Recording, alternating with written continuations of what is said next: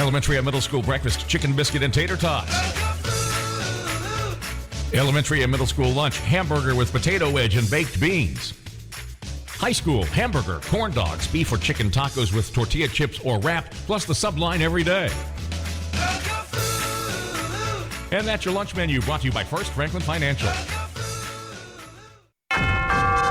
Those are the bells of freedom, and they're ringing out loud at Woody Folsom Ford, Bexley. The Ford Freedom event brings you freedom from financing. Every 2016 Ford in stock is available at 0% for 72 months. Every F-150, every F-250, 350, 450, and 550. Every Explorer, Edge, Expedition, Fusion, Mustang. Every one of them 0 for 72. You know what to do. Better get to Bexley and do it. Talk tough. Manager's Special. Kevin Carter's deal in select Expeditions at total savings up to $11,000. Ain't nothing to it but to do it. If you ain't got time to do it, put me up to it. I'm used to it. Click us at WoodyFolsomFord.com or just come on to 341 West in Baxley. Your Ford's waiting on you. Bang, shang-a-lang! Let's do this thing! Every new 16 Ford and Ford truck in stock. 0% for 72 months at Woody Folsom Ford. Some restrictions apply. See dealer for details. The freshest, best-tasting fruits and vegetables are available right here in Jessup at the Wayne County Farmers Market, a premier agricultural market proudly serving Southeast Georgia. Come to the Wayne County Farmers Market and get you some locally produced fruits, vegetables, jams, jellies, relishes, baked goods, flowers, tomato plants, fresh eggs, and so much more, including fresh Georgia wild shrimp. While you're shopping, the kids can play in the children's corner with jump ropes, hula hoops, and a cornhole box. Plus, they can pick out their very own fruit. The Wayne County Farmers Market is open Fridays from 1 p.m. to 7 p.m. and Saturdays from 9 a.m. to 1 p.m. Check their webpage for special promotions and offers at thewcfm.org. That's thewcfm.org. The freshest, best-tasting fruits and vegetables and other locally produced items are found at the Wayne County Farmers Market, located at 533 North 1st Street, right here in Jessup. Hey friends, this is Roger Lewis, retired educator of the Wayne County School System. I'm here asking for your help and your support.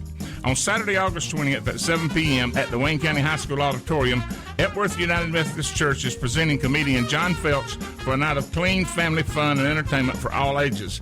Tickets are available for $5 at Royal Pools, Epworth Church, Callie's Wraps, and Unity Church of God. The money raised will sponsor the church's scholarship fund and drama club. The sponsors who are helping us bring this event of clean family entertainment are Wayne Memorial Hospital, Royal Pools, Friendly Express, Jones Prescription, Sean Oliver, agent at the Carter Group, Sheriff John Carter, Greenview Farms, Omaha Credit Union, Harrison Company, PA. So please come out Saturday, August 20th at 7 p.m. and see comedian John Felch for a night of clean fun for the whole family. You know Harris Ace Hardware has everything you need for your building and home repair projects. But did you know Harris Ace Hardware carries a wide assortment of air filters for your home or office? They can even special order. Harris Ace is your hometown Yeti dealer. Plus, they carry Coastal Damar and Calcutta sunglasses. And check with Harris Ace for all your painting needs. Harris Ace will not be beat on price and will match any competitor's price. The helpful place, Harris Ace Hardware in Jessup, Eulonia, and Hinesville. Local news on WIFO.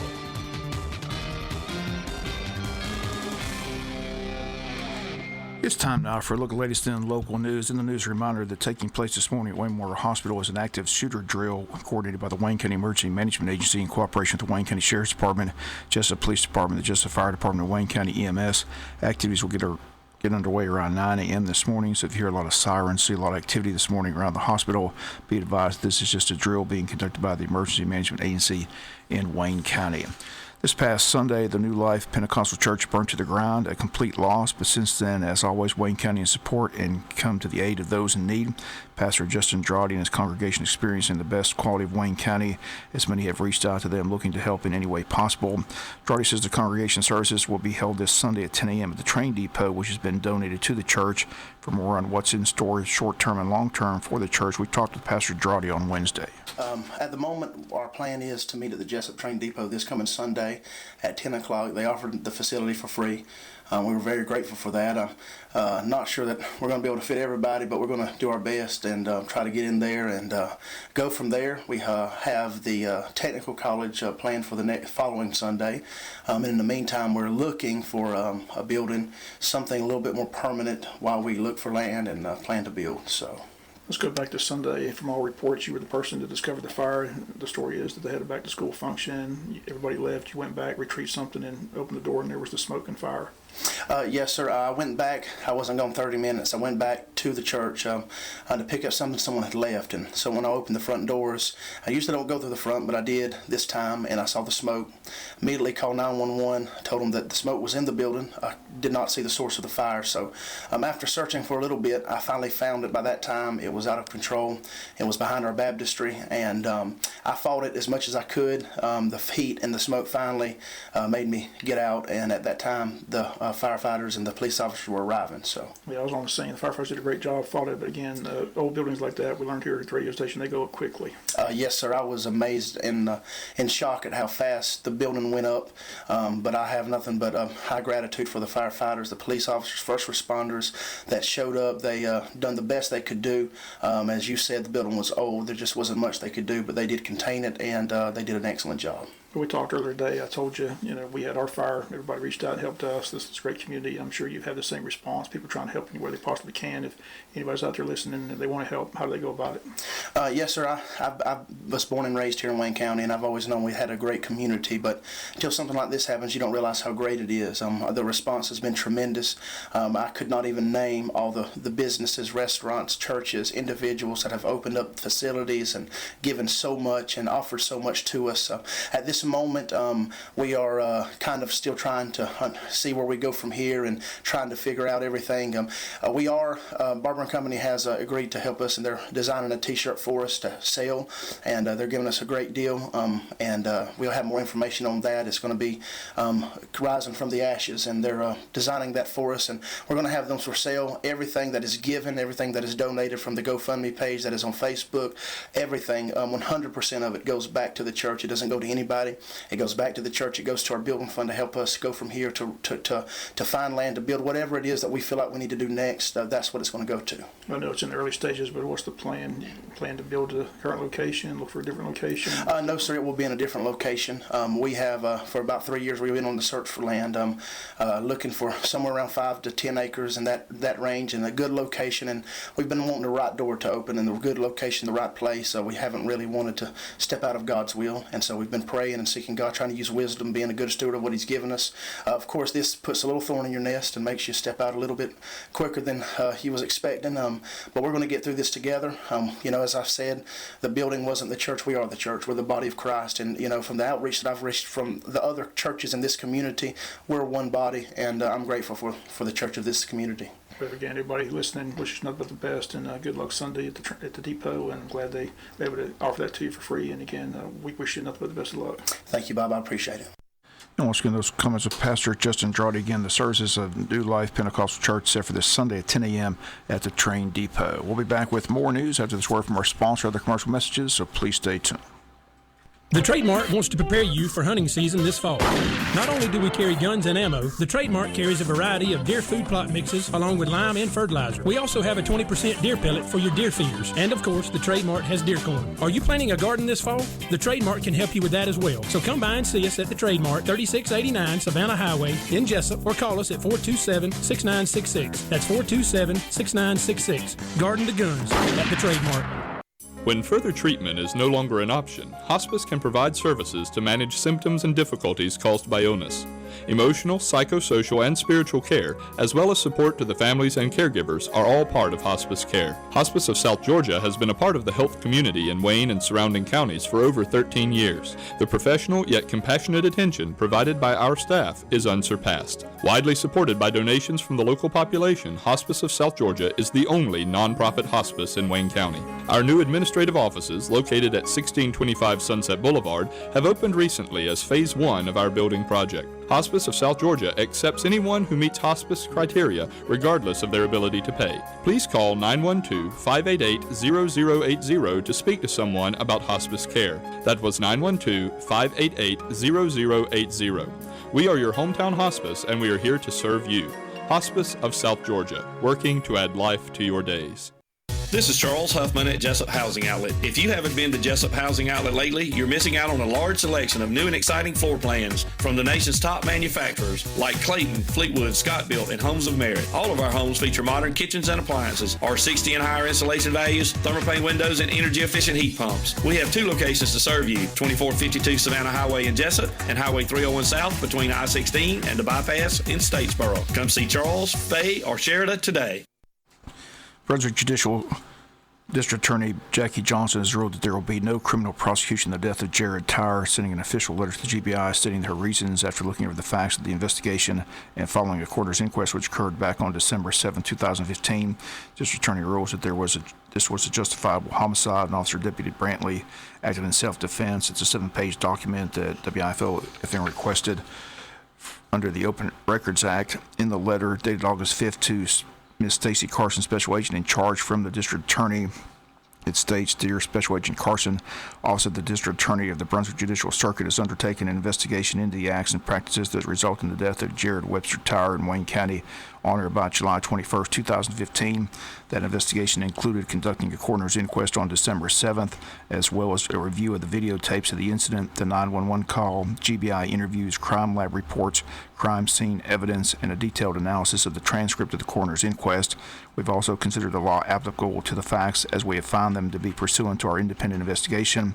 Based on the foregoing and in the exercise of our discretion as the prosecuting attorney for Wayne County, we've determined that the facts and the law do not warrant the institution of criminal proceedings arising from this incident. They list the findings of the facts. They state on July 21, 2015, Wayne County Sheriff's Department deputies responded to a 911 call from an alleged victim of domestic violence. Deputies made contact with a female identified as Miss Tabitha Keith and her child on the roadway. Miss Keith stated that she had been dragged across the yard by Tyre in the presence of her child. She further stated that Tyre was intoxicated at the time he engaged this conduct. While deputies were speaking to Miss Keith, they could hear gunshots and somebody yelling from the area of Tyre's residence. While still speaking with Miss Keith, deputies noticed that Tyre had driven his truck to the end of the roadway. Although deputies attempted to speak with Tyre, they were unable to do so since Tyre immediately drove back towards his property. Deputies then went to Tyre's property to investigate the domestic violence allegations that had precipitated the 911 call. When the deputies arrived at Tyre's location, he had exited his vehicle and was brandishing a pistol in his right hand. Deputy Dennis Carnegie, who was one of the first law enforcement officers to arrive at the scene, holstered his weapon and began to speak with Tyre in an attempt to convince him to drop his weapon. He further offered to walk into the open area and didn't talk with Tyre. Despite the deputy's request, Tyre refused to put down the weapon. Accordingly, the deputies present at the scene took cover behind their vehicles and called for additional assistance. Deputy Robert Brantley responded as part of the sheriff's response team. He and other members of the team were advised that an intoxicated subject with a gun was in a standoff with 3 patrol deputies. EMS was called and non-lethal weapons, including a 40-millimeter beanbag launcher, was requested. According to Deputy Brantley, Tyre was alternating between asking deputies to leave and asking them to shoot him.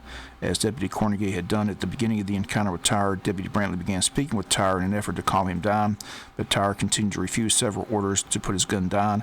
After approximately 30 minutes in this standoff posture, and with Tyre refusing to disarm himself, Tyre suddenly walked very quickly towards the place where the deputies had taken cover.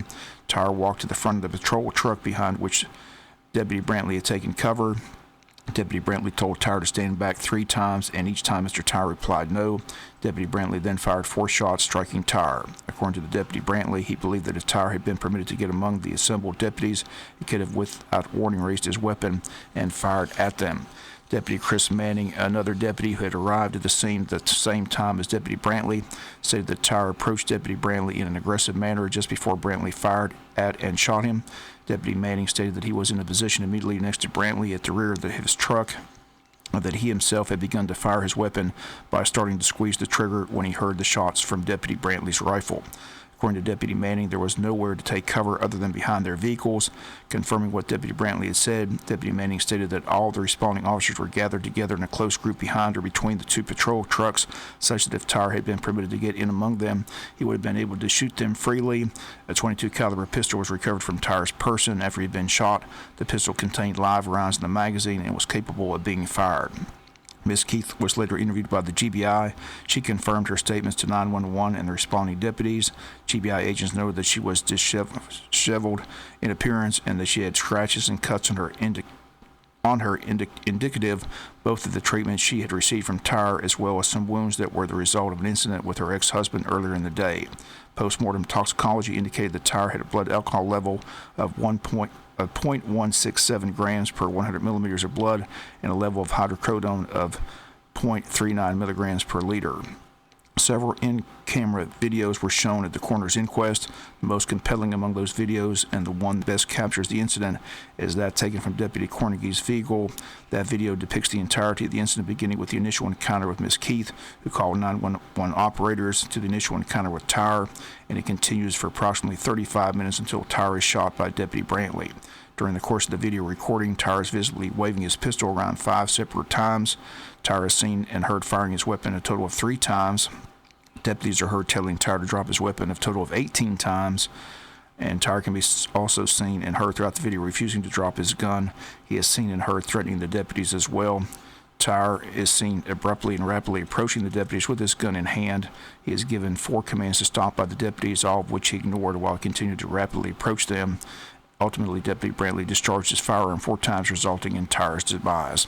And the district attorney has ruled that this was self-defense and justifiable homicide. And again, in her letter, she states at the end, the district attorney is declining criminal prosecution of this case and is closing its file. We'll be back with a final news note after this word from our sponsor and other commercial messages, so please stay tuned. The Trademark wants to remind you fall is approaching fast. That means hunting season is almost here. Need a hunting rifle or ammo? We've got it. The Trademark carries a complete line of deer food plot mixes, fall garden seed, lime, and fertilizer. So come see us at the Trademark this fall for all your hunting and planting needs. 3689 Savannah Highway in Jessup, or call us at 427-6966. That's 427-6966. We've got what you need at the Trademark. Garden Lagoons. New location, same friendly hometown service. Jones Drugs. Come visit with Misty and the rest of her professional team at Jones Drugs in their new location at 149 Northwest Broad Street in Jessup. They provide you with personalized service. Check out their convenient drive-through service. Jones Drugs offers very competitive prices, the same or lower than some of the big corporate chain stores. Fast, accurate hometown prescription service and more. Jones Drugs, now located at 149 Northwest Broad Street, serving Wayne County since 1946. Hi, my name is Garrett Pye. I'm a physical therapist at Smart Physical Therapy. Physical therapy is a conservative approach to a healthy and pain-free living. Here at Smart, you are guaranteed one-on-one time every visit, every day. I, Garrett Pye, specialize in headaches, vertigo, and advanced manual therapy skills to address any soft tissue or joint-related pain. Whether it's your back, neck, knee, foot, ankle, doesn't matter. Come see me, Garrett Pye at Smart Physical Therapy. We are located at 1251 South 1st Street, next door to David Orkey Storage Buildings. Please call Smart Physical Therapy at 912-559-2071 and ask for me, Garrett Pye. Again, the phone number is 912-559-2071. And remember, it's your choice on which facility you choose, so call or come by Smart Physical Therapy today. Smart Physical Therapy, located in Jessup at 1251 South 1st Street. Give them a call at 912-559-2071. Final notes and news. Wayne Memorial Hospital has recently partnered with Metro Surgical to bring General Surgeon Priscilla Thomas to the area. Again, Thomas comes to the area from Crisp Regional Hospital in Cordele, Georgia. Her office located at 311 Peachtree Street in Jessup is taking appointments. The number 912-427-3111. Dr. Thomas is an Associate Fellow of the American College of Surgeons. She's also certified in advanced cardiac life support, basic life support, advanced trauma life support, and in fundamentals of laparoscopic surgery. Again, Dr. Thomas has both a medical degree and a Bachelor of Liberal Arts from the University of Missouri. As a general surgeon, she performs a wide range of surgery services and will split her times between the hospitals here in Jessup and Baxley. Again, if you'd like an appointment, the number is 427-3111. The river is right. It's time to get ready to fish in the Wayne County Board of Tourism's 11th Annual Grand Slam Fishing Event set for August 20th and 21st. The tournament will begin Saturday at 12 noon and continue until Sunday at 2 p.m. To win the Grand Slam first place prize of $2,000, boat must have the heaviest weigh-in in one of each of 3 species out of the 5: catfish, panfish, mudfish, gar, or largemouth bass. Second place in weight in the Grand Slam will bring the winners $1,000, and third place will be $500. Additionally, there will be a $250 payout for the largest fish in each category. $100 goes to the largest fish caught by a female and by a child. This year's event will again feature a bonus category, $500 to the team that weighs in the heaviest 5 mullet. Weigh-in and tournament headquarters will be at the JC Fairgrounds at JC Landing. Those fishing the event can put in anywhere on the Altamar River and fish anywhere they have legal permission to do so, but they must be in line at weigh-in at the JC Fairgrounds by 2 p.m. Sunday. Also, 1 bush hook is allowed for each person in the boat, with the hooks clearly tagged and removed prior to weigh-in. Entry fee for the event is $75 per fisherman. Must be at least 2 fishing in a boat. Registration forms can be picked up at the Tourism Board's office at the depot or at Odom and Scriven City Halls. Again, the event is set for August 20th and 21st. The number to call for the Tourism Board office, 427-3233. Registration forms also available at local bait and tackle stores here in Wayne County. That's going to do it for latest in local news. Sports comes your way in a few minutes. Bob Morganson, have a great day. You've been listening to local news on WIFO.